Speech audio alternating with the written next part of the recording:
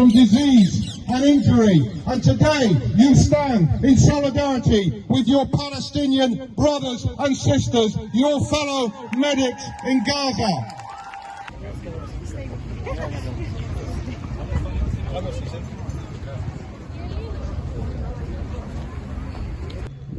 Enough is enough.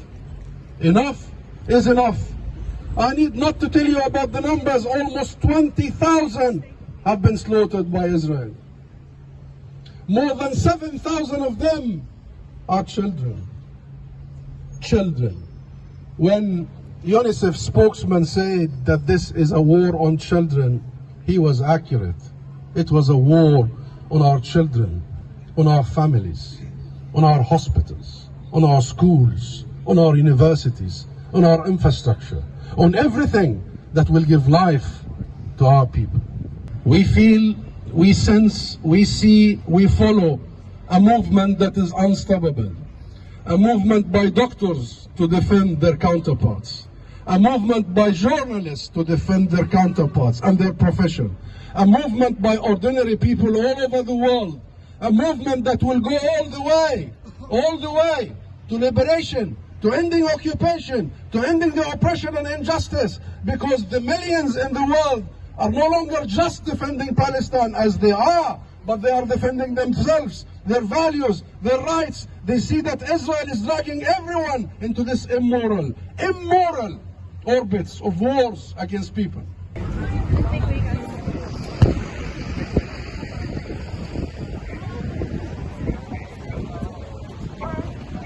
Bombing of Gaza, it has launched nearly 400 attacks on healthcare facilities. It has killed over 300 healthcare staff, as the UN Special Rapporteur on the Right to Health said last week.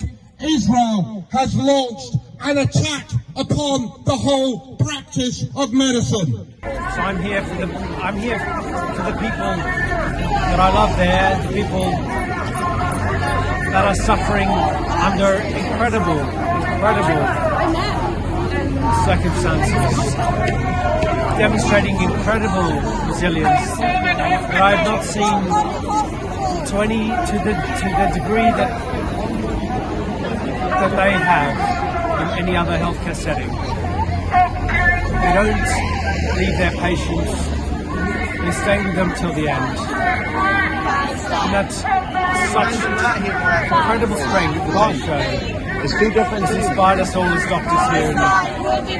Dr. Hassan does not need any introduction, but for those who may not have been on social media, have not been watching the news, he's a plastic and reconstructive surgeon who went out to Gaza when he saw what was happening. And he has been there for the last few months, up until 2 weeks ago, when he had to flee under heavy bombardment, despite him wanting to be there and wanting to stay in Gaza until the last day. He is an absolute hero, and it is an absolute honor to have him here. Thank you so much for coming out today, Dr. Hassan. In addition to the direct attacks, have denied Palestinian health workers the ability to treat their patients. We watched our patients die of treatable injuries because we could not help them, because we did not have the medication, because the hospitals that we relied on to transfer them to were destroyed. We watched children with diabetes die of a lack of insulin because the pediatric hospitals had been destroyed. We watched patients with head injuries die at Al Ahli Hospital because Shifa's neurosurgical department had been shut down. The killing continues, and our friends and our colleagues continue the daily struggle of trying to do their best with very little. There is nothing more difficult than watching patients with major injuries being bandaged and placed in the corner of a hospital because you don't have the ability to treat them. I was speaking the other day with Eslam, who's a senior operating theatre nurse at the European Hospital in Gaza, with whom I was operating on patients this May. I said, what do you want me to tell the people collecting in London? Everything is bad here, she said. We are dying. Her cousins, including small children, have been killed in Gaza, but her close family are still alive. But she goes many days without talking to them. They are my family too. I've eaten with them in their home in Gaza. I have laughed and cried with them. I've hugged and kissed and played with their small children. In honor of them, in solidarity with them, remembering them, and pledging ourselves that we will not fail them. I don't have a lot to say, because many of you already know the situation. And I've been with the Palestinians for 41 years, so if I start talking about 41 years, you will all want to go home now. So really, what we should say now is we will stand with Gaza, come whatever may.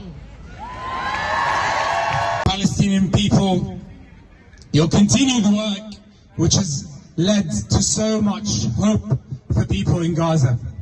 Our next speakers is a double act of incredible women who have been working tirelessly again to help the people of Gaza, the people of Palestine. The end will tell the story. We did what we could. Remember us. A picture of these words, written on the operating theatre whiteboard in Al-Orda Hospital, was sent to us by Dr. Mahmoud Abu Najela, an MSF doctor working in Al-Orda Hospital. 2 weeks after sending us this message, he was dead. He, along with two colleagues, Dr. Ahmad Al-Sahar and Dr. Ziad Al-Tatari, were killed in an attack on the hospital. We mourn the deaths of all healthcare workers, their families and their patients. We condemn the indiscriminate killing and forced displacement that is occurring on a staggering scale and intensity. Millions of people trapped in an ever-decreasing space, knowing nowhere is safe.